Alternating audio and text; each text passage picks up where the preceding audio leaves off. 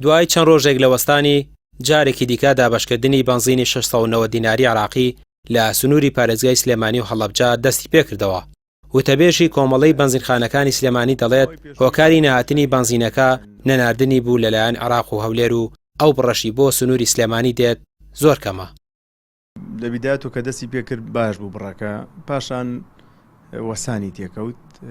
دوای فترەیە کە دەستی پێکرۆ بە لە 500,000 هاو بۆ 250,000 ئەوە بوو هەم بۆ چەند ڕۆژێک پرۆسەکە ڕایگیرا.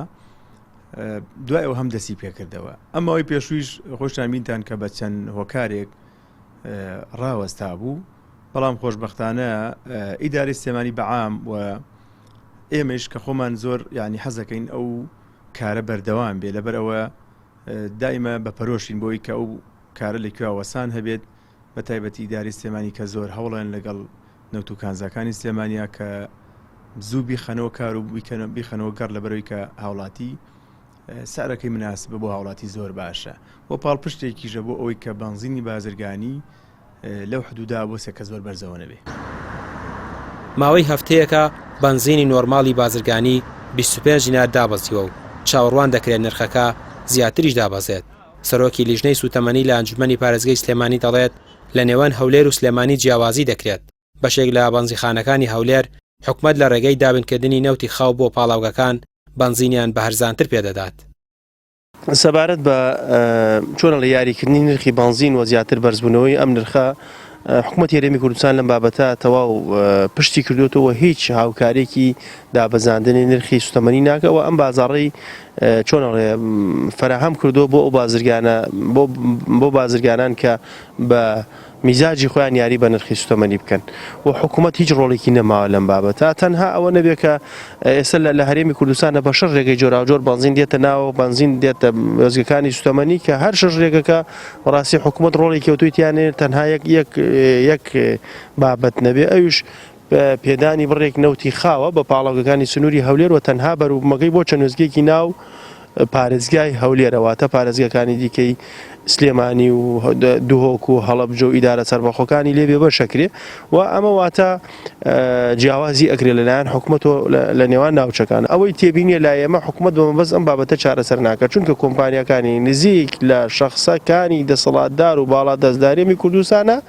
ئەگەر بێت و حکومەت نەوتی خاپدەتە پاڵاوگەکان ئەوان زەرەرەکەن و لە هاوکێشەی نەوت و سوتەمەنیشا حکومەت تەنها ئەوەی مەبەستە ئەوەی کە ئیدارەی حکومەتەدا کە کۆمپانیا و شەخص و کەسە نزیکانی خۆیان قازانج بکە، هاوڵاتیش بەلایەنەوە گرنگ و مەبەست نییە. وتەبێژی کۆمەڵەی بنزینخانەکانی سلێمانی دەژڵێت بەهۆی گرانی نرخی بنزین خواز لەسەر بنزین کەم بۆتەوە، ئەوەشە نرخەکەی دابەزاندووە. ئێستا نەگوباسی بنزینی بازرگانی چییە؟ من دوو هەفتە بینم بەشێک لە بنزینخانەکان 25 دینار دایان بەزاندووە. هۆکارەکەی ئەوەیە کە ژمارەی زۆر لە تەکسیەکان دەچن بنزینی 690 دیناری وەرەگرن یا هۆکاری دیگەی لە پشت. ئەزانی چۆنە ئەم بڵین سوتەمەنی بەعام دایمە هەم بەرزۆبوون هەیە هەم دابەزینیش هەیە. پێشتر باسمان کرد لەسەرەوەی کە ئەو بۆرسە بەرزۆبوون و پاشان ئەوانە هەمی کاریگەری هەبوو لەسەر بەرزۆبوون. بەڵام ئەو بوو وەسا الحەمدوللا کە لە ڕاستە گران بوو، بەڵام ئێمە خەممان بوو هەر دەستمان نەکەوێ.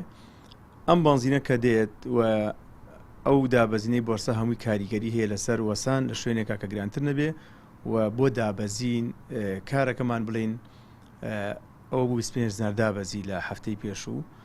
ئێستەیش ڕووی لە دابەزینە سوتەمەنی بەعام.